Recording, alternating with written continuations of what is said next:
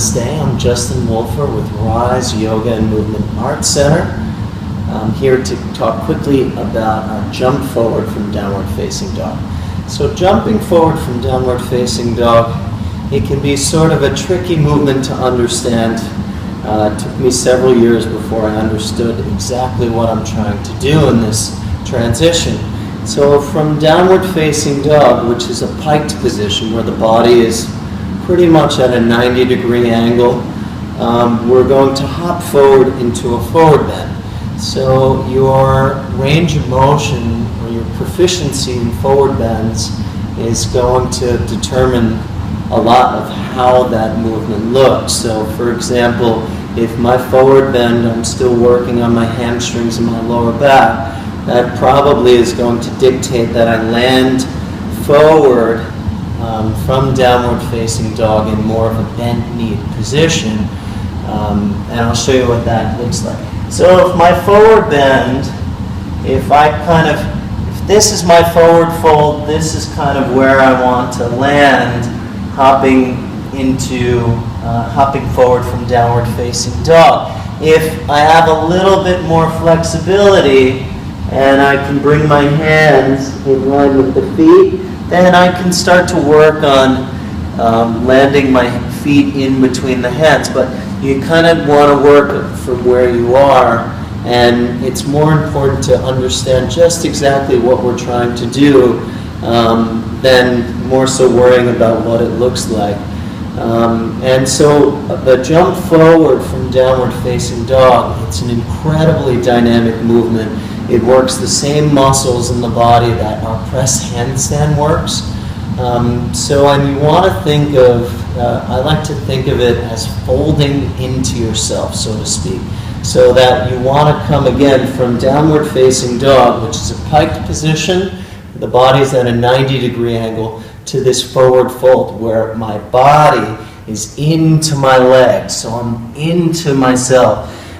So in order to do this, we need to have a strong core, and we also want to use our shoulder girdle, that we want to continue to be extending in through our hands to create that space to be able to fold into yourself. So I'll give you a couple of different drills that you can do, but again, what you want to think about is your forward bend, and that's the position that we want to start to make our way to.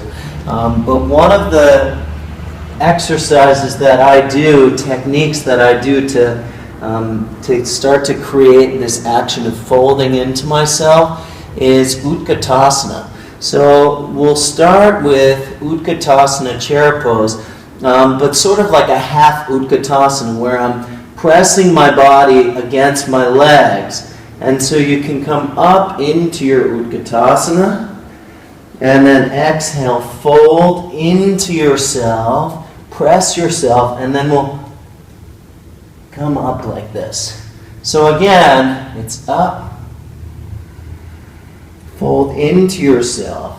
Keep this connection. The minute you lose this, it's going to be really difficult for you to get that feeling of floating forward into the body.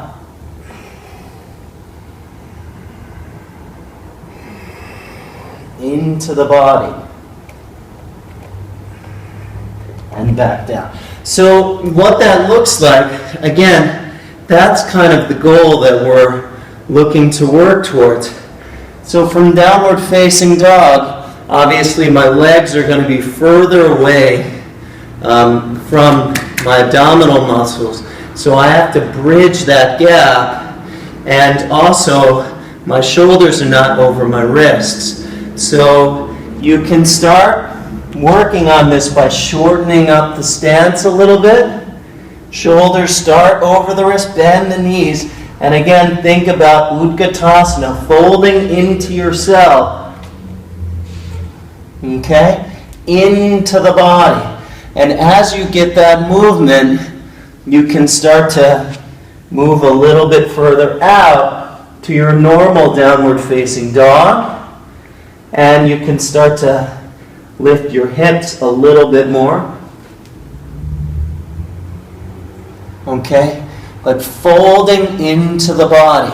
That comes first, And then again, you can start to lift your hips, and eventually, if you have the flexibility, you'll start to land with more straight legs. But think about really soft landing with the feet, that your shoulders stack over the wrist. If you have any sort of wrist stuff, this is very much going to test not only your wrist flexibility, but your wrist strength, that it's important that you do some wrist exercises.